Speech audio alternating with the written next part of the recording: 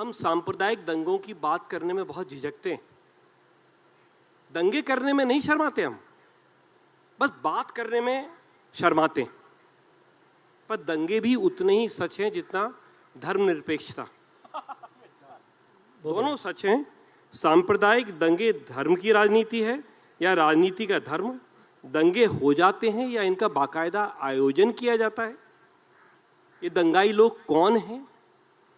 सच कहते हैं कि सब कहते हैं हमने दंगा नहीं किया, तो दंगाई फिर किस देश के नागरिक हैं? मैंने इसको लेके दो छोटी सी तीन पंक्तियों की छोटी सी कथा लिखी है। उसमें से कुछ प्रश्न निकलते हैं, वो प्रश्न ही मेरी बात का जवाब है। देखिए, दो कथाएं सुनाऊंगा आपको। एक कथा है, वे आधी रात में सुअर खोज रहे थे। बहुत ध्यान सुनिएगा। वे आधी रात में सुअर खोज रहे थे। सुअर मिले तो काटकर मस्जिद में डाल दिया जाए। बहुत देर के बाद भी सुअर नहीं मिला। यार, सुअर न मिल पाया तो? एक साथ वाले ने दूसरे से पूछा। तो हम गाय काटकर मंदिर में फेंक देंगे, दंगा तो होगा। यह है कथा।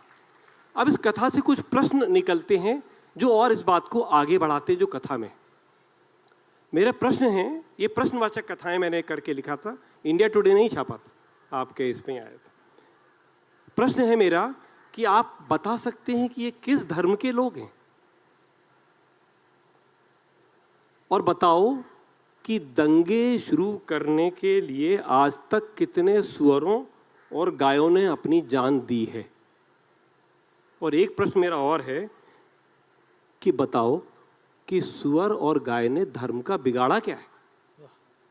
और मेरा एक प्रश्न और है कि भगवान अगर सुअर और गाय बनाना ही बंद कर दे तो?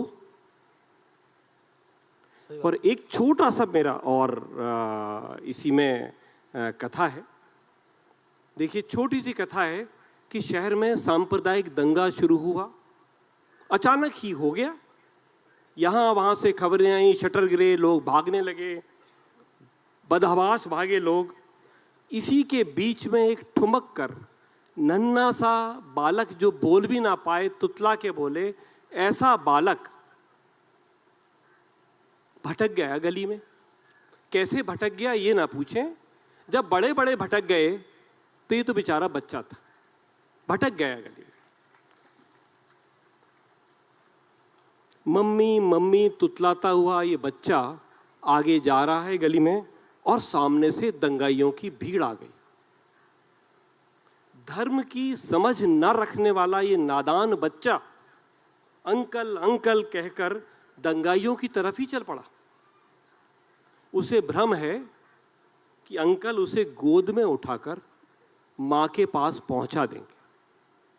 तो मेरा प्रश्न ये है, अब इसमें से 5-6 बड़े प्रश्न हैं जो निकलते हैं। कुछ का उत्तर तो आप मानो कि अब इस बच्चे का क्या होगा, पहला प्रश्न। और मेरा दूसरा प्रश्न है कि बच्चे को मारने के बाद दंगाई अपने घर वापस गया कैसे? मेरा तीसरा प्रश्न है कि बच्चे को मारने के बाद दंगाई क्या कभी भी अपने घर वापस जा भी पाता है? एक और प्रश्न है कि दंगाई किसके अंकल होते हैं?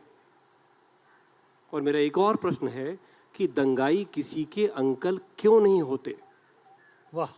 और मेरा आखिरी प्रश्न है कि दंगे में जब बच्चा मर जाता है तब ईश्वर जिंदा कैसे रह पाता है?